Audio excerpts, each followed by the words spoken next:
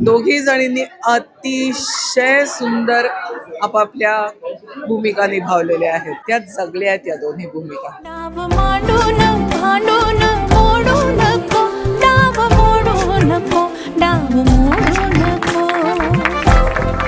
अगं सुनबाई काय म्हणता सासूबाईचा शो पाहून आत्ताच बाहेर पडली आहे.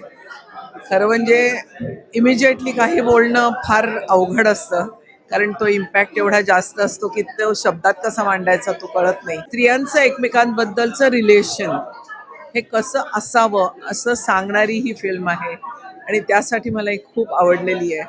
पटापट गोष्टी घडत जात आहेत, पण तरीसुद्धा त्या प्रसंगांमधून आपल्याला हसवतात आणि रडवतात पण.